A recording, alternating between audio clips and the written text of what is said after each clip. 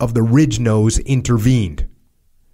And what they mean by that is these FM radios that they're using, they work when you can see them. So they work a line of sight, what we call line of sight. But if there's a ridge line in between you, then they don't work. So whatever the terrain was, they kind of dipped down the terrain, and all of a sudden they lost communications. At that moment, the front men in Warren's column were halfway back to Hereford. The breakoff doubled Warren's anxiety, though he was already doing everything possible. He had asked that artillery be placed on the slopes alongside the perimeter, not on Hereford itself, for Kirby had passed on nothing about casualties, and Warren was still thinking of 22 live men holding the contested ground. The double-time climb had begun to slow from sheer exhaustion. Men stumbled, dropped in their tracks, were pulled to their feet by their mates, and reeled upwards again. Warren realized now that if he continued the pressure, the company would reach the scene of the fight dead beat. About that, he no longer gave a damn. Yeah, passing information on the radio is so freaking important and so hard. But if you always think that you're trying to paint a picture for the person on the other end, you've got to think that way. They don't know what's happening. And, you know, if you've got casualties and if you can give any additional information. Now, look, I mean, obviously these guys are in such a horrible way, but that's what's happening. That's what's happening. He doesn't know that anyone's been wounded. He doesn't know that anyone's been killed. He thinks that they're in that position, and he's saying, "Hey, start to put artillery on the outskirts of the LZ."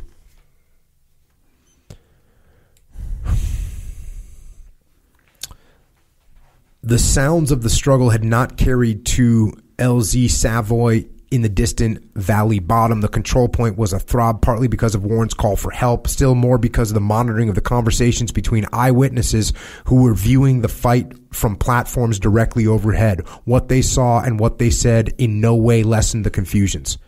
Colonel Beard. So this is the interesting thing about Vietnam is that a lot of times there would be aircraft because they had air superiority for the most part. And so there'd be helicopters that would just get up, CNC helicopters, command and control helicopters that would just get up and fly around and be watching this stuff. I have a friend whose dad was in Vietnam, and he was a Silver Star recipient, and the whole thing was photographed. This whole event, you know, there was a gunfight broke out, and his dad sort of jumped into a dike and then crawled along and flanked the enemy, and he had pictures of the whole thing. But that tells you what it's like. What do you got, Dave? Look, I got all sorts of things going on in my head right now. This is a brutal scene that you're reading. This whole thing as it's playing out and you're describing these different things is brutal. Partially because we know the outcome, and now you're describing these little pieces. But when you're talking about the inability for and I think it's the company commander that's kind of Warren's trying to visualize what's going on with Kirby and his platoon. When you as a leader get something in your head, when you kind of create what you think is the outcome, when you get comfortable with what you think you know the outcome or the situation is, and you sort of solidify that, it's really hard to change that. So if I picture this guy leaving, and there's just complacency slipped into all these comments that you've read through, these little pieces of complacency of, yeah, it's not going to happen. Yeah, I know what's going on. This is my best guy. Or all those little pieces are helping this guy, Warren, solidify in his mind what he thinks is going on. And it's impossible for him, and the part that I'm connecting to in my mind is how hard that is for him to visualize things are nowhere near what you think they are. And he can't get it in his head that this whole thing has been wiped out. His best guy's getting overrun. And when you, in your own mind, predetermine the way the outcome is going to be, it makes you so much less flexible and adaptable and incapable of maneuvering the way you need to. Mm-hmm. And, you know, it's all in retrospect. And I'm just thinking to myself, don't presume how this is going to go. Yeah. It's one of the worst things you can do. And you can almost hear this guy's brain struggling, trying to accept what's going on. So it's interesting that you bring that up. And as we start to hear more sides of this story, you got this guy, Warren, he doesn't really know. He knows that his guy is a good guy and that he's calling for help. And it says that's enough for him to realize that there's something really, really bad. But there's a panic. There's a panic of, hey, like, you know, if you call me, Dave, you're on the LZ, you call me, hey, Jocko, I need support right now. I'd be like, okay, hey, guys, listen, we're going to start taking about. They almost immediately go into, you know, go, get your asses back up. He literally says, get your ass back up the hill now. So there's a level of, let's say, urgency that he gets to almost immediately. And as we peel this onion back, you're going to see that you're right. But the picture that he's painted is what's happening. He knew something was going to go wrong. And as soon as it starts to happen, he's like, get back up there, because he didn't feel comfortable with it. It's, like you said, it's just freaking awful. Yeah.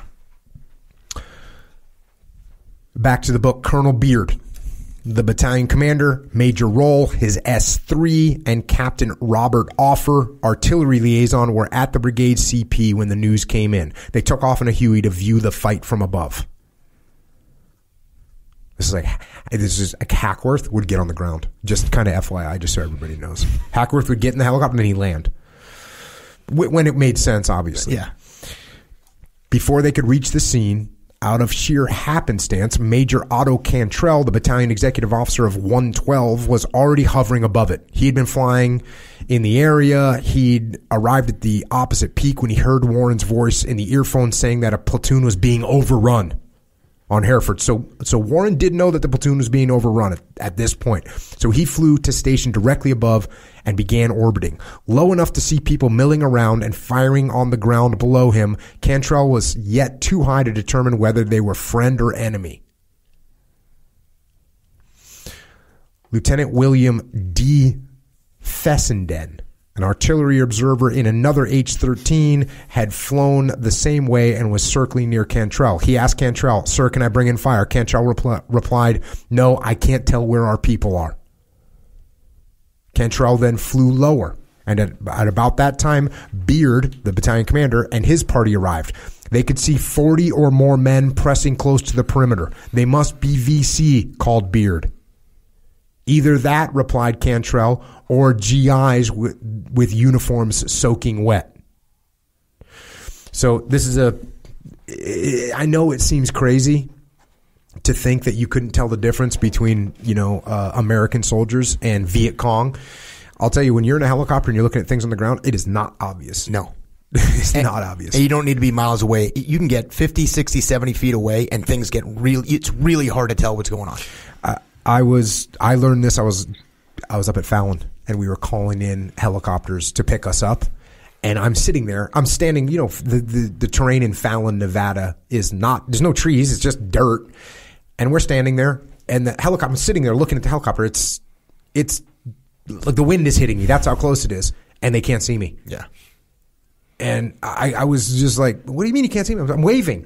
They're like, "Ooh, coming around. We'll come back around. We can't." And so I had to get out the red smoke, orange smoke or whatever. Yeah. Yep, here we are, violet smoke, because red smoke was emergency. Here's I was thinking smoke. The orange panel, but you got some huge signal. Yeah. Well, I think I tried an orange panel. The orange panel, wasn't big enough. Yeah. So that's where these guys are at. Back to the book. His words merely aggravated doubts all around. Cantrell's trouble was that he simply could not make himself believe that one whole American platoon had been wiped out. Therein he was right. Now, this is where what you were talking about. You have this idea. How could a whole American platoon get wiped out? And it says in the book here, therein he was right. And it is right. Why? When we'll get to this later, this American platoon, with 22 guys is not a platoon, right? That's not a platoon. You think of a platoon, you think of multiple machine gunners, you think of 40 guys. Then he dropped to 100 feet for one swift pass. The phenomena of those few seconds doubled his perplexity. On the ridge crest above Hereford, he saw a company of men in dark suits marching to the fire.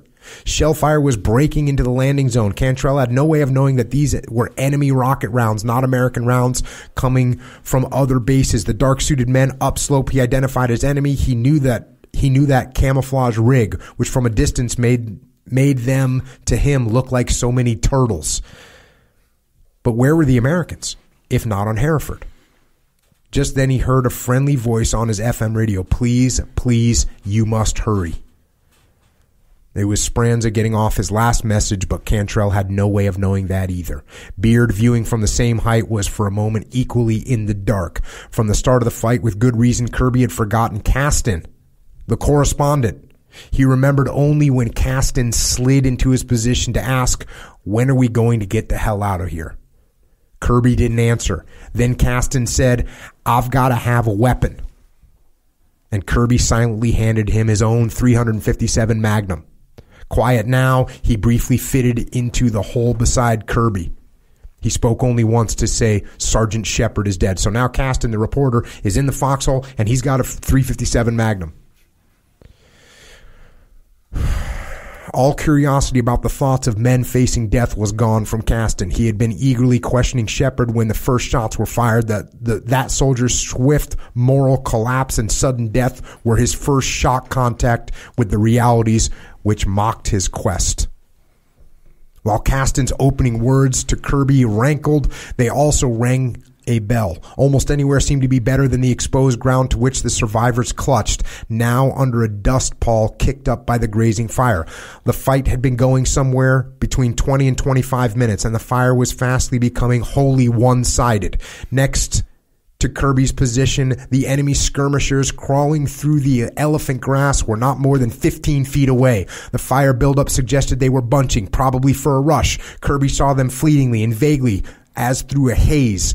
The flash of an arm, the bobbing of a head. Kirby got off 3 hand grenades in that direction as rapidly as he could throw. The explosion seemed to damp the close-up fire, but not for more than 60 seconds.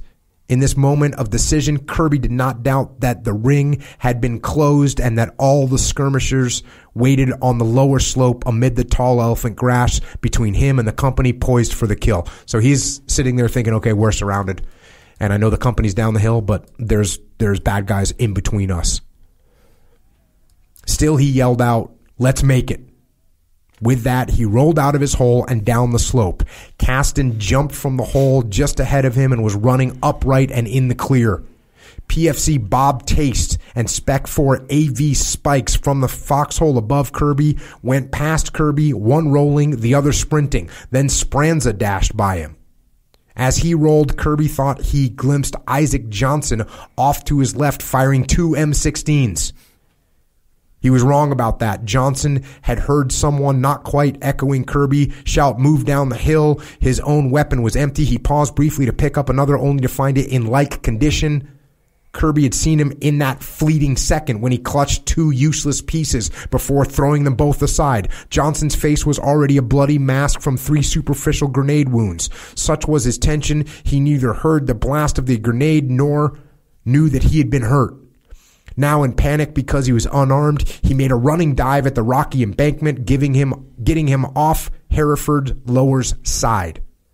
Then he rolled on and on downslope till his body could take no more beating. In that spinning descent, he covered 150 meters of rock-strewn trail.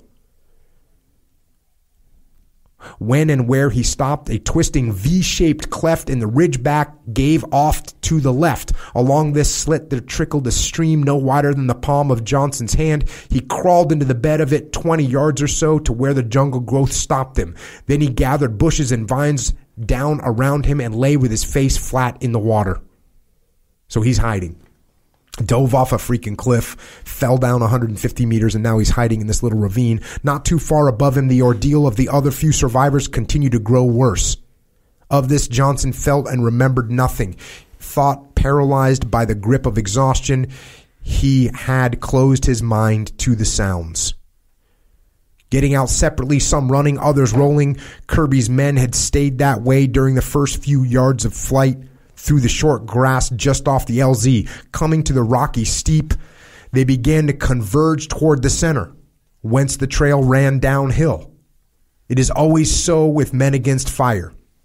Fear and herd instinct brings them together, which is the worst thing that can happen since it just shapes up a broad target.